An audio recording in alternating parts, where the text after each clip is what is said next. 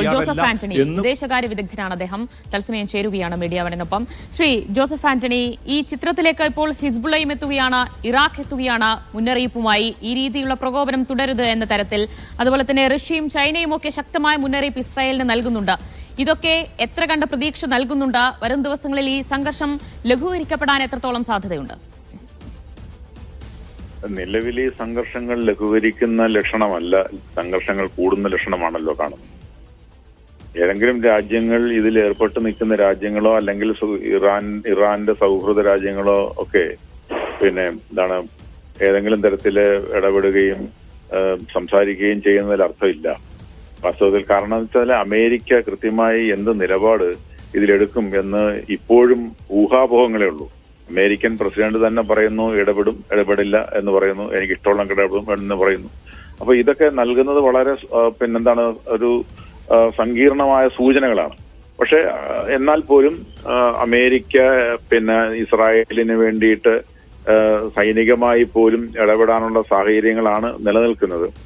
കാരണം ഇസ്രായേലിനെ എല്ലാം തരത്തിൽ സഹായിക്കുകയും പിന്തുണയ്ക്കുകയും ഒക്കെ ചെയ്യുന്ന അമേരിക്ക എന്ന് പറയുന്ന രാജ്യം, ആ രാജ്യത്തിന്റെ പ്രസിഡന്റ്, അമേരിക്ക എന്ന് പറയുന്ന രാജ്യത്തിന്റെ പ്രസിഡന്റ്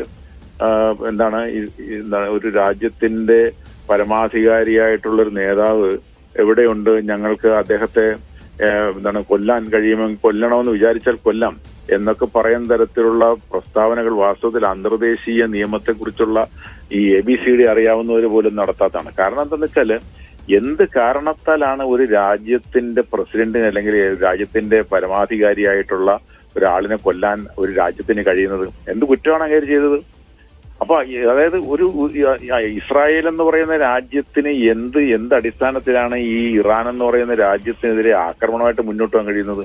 ഏതെങ്കിലും അന്തർദേശീയ നിയമങ്ങൾ ഈ പറഞ്ഞ രാജ്യത്തിന് വേറൊരു രാജ്യം അണവായുധം വികസിപ്പിക്കുന്നില്ല എന്നുള്ളത് വേറൊരു വസ്തുത. വികസിപ്പിക്കുന്നുണ്ട് എന്ന പേരിൽ ഒരു രാജ്യത്തിന് ആക്രമിക്കാനുള്ള അവകാശമുണ്ടോ? അവകാശമില്ല.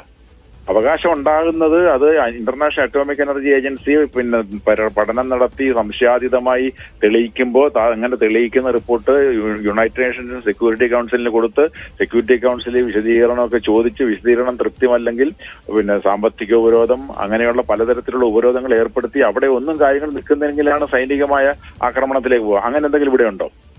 അമേരിക്കയുടെ ഇന്റലിജൻസിന്റെ സുരക്ഷാ വിഭാഗത്തിന്റെ മേധാവിയായിരുന്ന തുളസി ഗബാർഡ് തന്നെ മാർച്ച് മാസം പറഞ്ഞു ഇവിടെ ആണവായുധം ഇല്ല എന്ന് പറഞ്ഞു. തുളസി ഗബാർഡ്, അമേരിക്കയുടെ രഹസ്യ അന്വേഷണ വിഭാഗത്തിന്റെ മേധാവി തുളസി ഗബാർഡ്, അവര് പറഞ്ഞു. എന്ന് മാത്രമാണോ? ഇന്റർനാഷണൽ അറ്റോമിക് എനർജി ഏജൻസിയല്ലേ പറയേണ്ടത് ആയുധമുണ്ടെങ്കിലും. ഇന്റർനാഷണൽ അറ്റോമിക് എനർജി ഏജൻസിയുടെ സെക്രട്ടറി ജനറൽ ആയിട്ടുള്ള റഫായൽ ഗ്രോസി, അദ്ദേഹം പറഞ്ഞു ഞങ്ങളുടെ അറിവിൽ ഇവിടെ ആണവായുധമില്ല. അപ്പൊ ആണവായുധം ഉണ്ട് എന്ന് ഒരു ലോകത്ത് ഒരാളും പറയാതിരിക്കെ, അങ്ങനെ അഥവാ പറഞ്ഞാൽ പോലും, അങ്ങനെ പറയുന്നു എന്ന് ഉണ്ടായാൽ പോലും ഏതെങ്കിലും ഒരു രാജ്യത്തിന് അങ്ങനെയുള്ള രാജ്യത്തിനെതിരെ ആക്രമിക്കാൻ പറ്റും? അങ്ങനെ രാജ്യത്തിനെ ആക്രമിക്കണമെങ്കിൽ ആദ്യം ഇസ്രായേലിനല്ലേ ആക്രമിക്കേണ്ടത്?